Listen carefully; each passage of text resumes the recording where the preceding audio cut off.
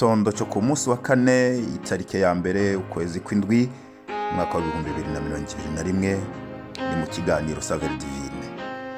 Ndabaramukije amahoro ya Yesu Kristo umwami abane namwe mwese, nongera ndabaha ikaze muri kino kiganiro kugira ngo twumve ijambo ry'Imana.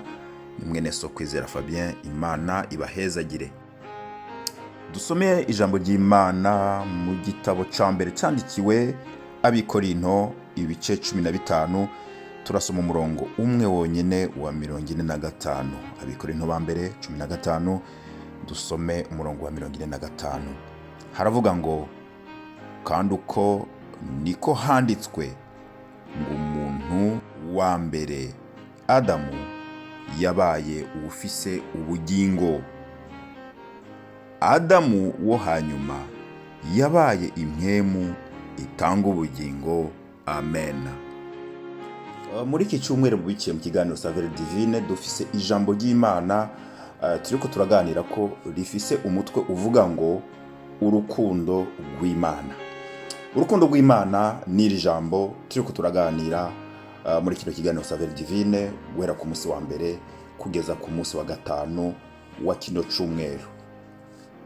Ndashimiye Imana rero kubw'aya majambo tumaze gusoma mu gitabo Pawulo yandikiye Abikorinto ababwira kuri Adamu wa mbere na Adamu wa kabiri.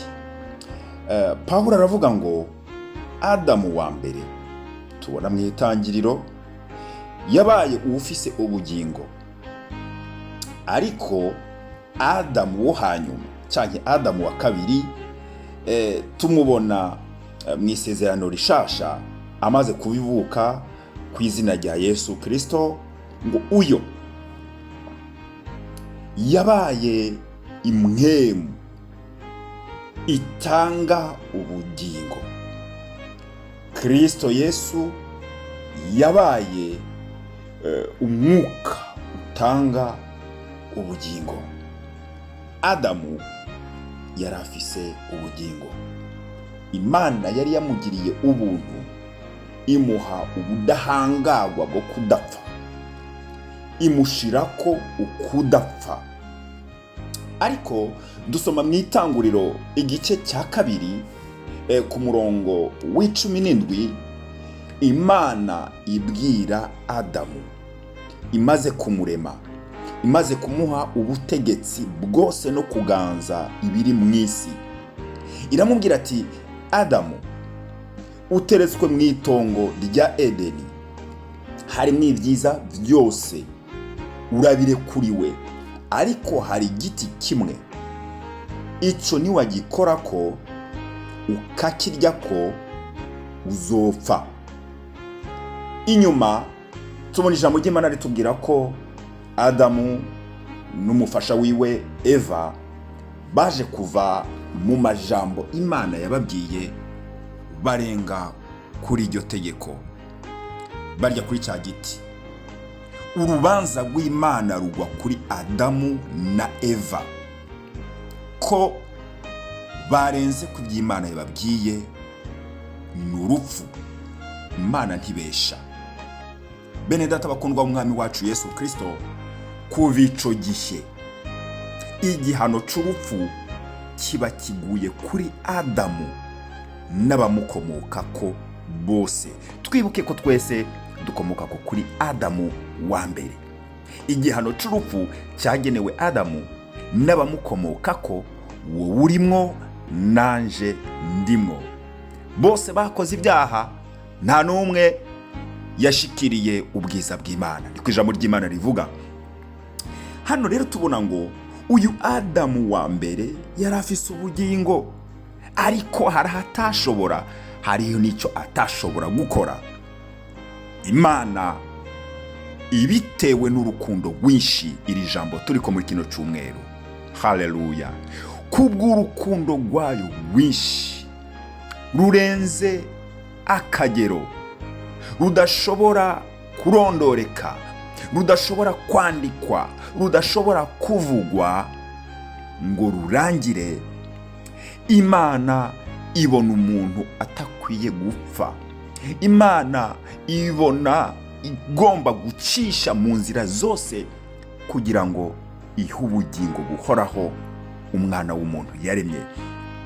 Yesu ashimwe kandi ahimbazwe. Tubona rero aya majambo atwereka ngo Adamu wa kabiri ari we Kristo Yesu aza ari impwemu, aza ari umwuka atanga ubugingo buhoraho ibihe byose.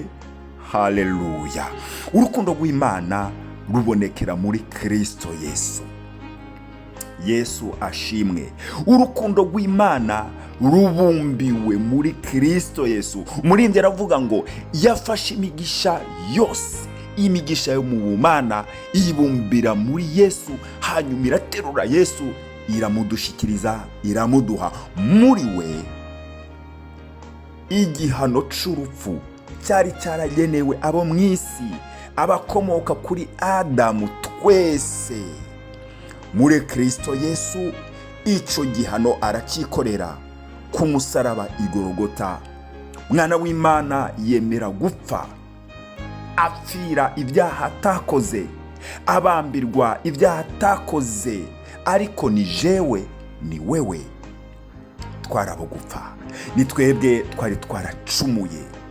Twibuke ko muri ya kamere y'umwana w'umuntu Adamu wa mbere, umwana w'umuntu akura yuzuye ibibi, akura acumura, akura akosa, akurana kamere y'ibibi gusa, kamere y'ibyaha, kamere yo gukora nabi, kamere yo kuja hirya n'ivy'Imana yifuza. Ariko Imana ishimwe, kuko muri kamere ya Kristo Yesu harimwo kwezwa, harimwo umwuka wo gusaba imbabazi. Muri kamere ya Kristo Yesu harimwo guca bugufi, harimwo gutahura ngo ndi umunyabyaha, naracumuye, mbabarira, nizera amaraso ya Yesu Kristo, nizera igikorwa Yesu yakoreye igorogota ku musaraba, none Mana mbabarira. Aho duhabwa ubugingo budashira. Ivyo byose byatewe n'urukundo rw'Imana rutarondoreka. Data wa twese yicaye mu ijuru abona ngo sinoheba umwana w'umuntu naremye mu ishusho ryanje, sinoheba abari mu isi. Ndakunda abantu abari mu isi. Urukundo rw'igitangaza, urukundo rurengeje, urukundo rutagira akagero nigwo Imana idukunda, maze bituma iduha Kristo Yesu kugira ngo adupfire. Bene data, wewe umaze kwakira Yesu Kristo nk'umwami n'umukiza wawe, wari uwo gupfa, ni wari ukwiriye kwitwa umwana w'Imana. Hari igihugu cyo mu ijuru wagenewe, hari ubugingo budashira wagenewe, ni wari ubikwiriye. Nta kiguzi na kimwe watanze kugira ngo witwe umwana w'Imana. Umwanditsi abivuga neza ngo twakijijwe ku bw'ubuntu kugira ngo ntituvyirate. Izina ry'Imana rihabwe icubahiro.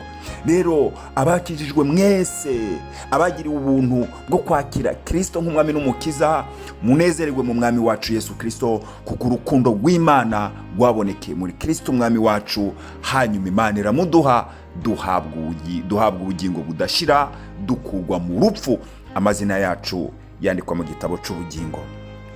Ariko hari n'inkuru nziza kuri wewe mwene data utarakira umwami wacu Yesu Kristo. Yesu aracari ku ntebe y'imbabazi. Ibyaha byawe Yesu yaravyikoreye igorogota kandi yarabibambiwe. Imana iri mu ijuru yarakwitegereje mu bikunda nawe urimwo.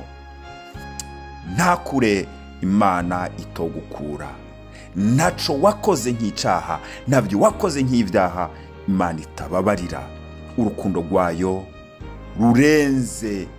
rurenga ubwishi bw'ibyaha wakoze. Ijambo ry'Imana rivuga ngo naho ibyaha vyotukura tukutuku, naho vyoba byinshi kurusha umusenyi wo ku kiyaga, ariko ngo Imana iravyeza bikera derere. Ariko n'iryari Imana ivyeza? Ni mu gihe uciye bugufi, ukitahura, ukimenya kuri umunyantege nke, hanyuma ukavuga uti Mana naracumuye, ndasabye imbabazi, ndi umunyabyaha, sinkwiriye, mbabarira.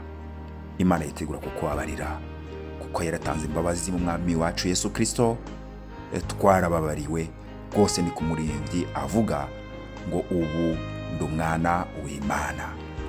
N'akanya keza rero wewe utari bwakira umwami wacu Yesu Kristo, urukundo Imana igukunda ni rwinshi kandi yifuza ko urimbuka ngo uje mu muriro guhananwa na Satani. Ikimana yifuza nuko uhabwa ubugingo budashira. N'akanya keza rero, akira umwami Yesu nk'umukiza wawe. Dusenge Imana. Turagushimiye Mana Data wa twese, umuremyi wacu, kubw'urukundo rwinshi wakunze abari mu isi bose. Ndagushimiye kuri aba bene Data bumvise ijambo canke bazoryumva barakwakiriye, kuko batahuye basobanukirwa n'urukundo rwawe, barakwakira, barababarirwa. Kandi ndanagushimiye no kuri uyu mwene Data, aba bene Data bumvise ijambo ryawe kandi bazonaryumva ariko batarakwakira.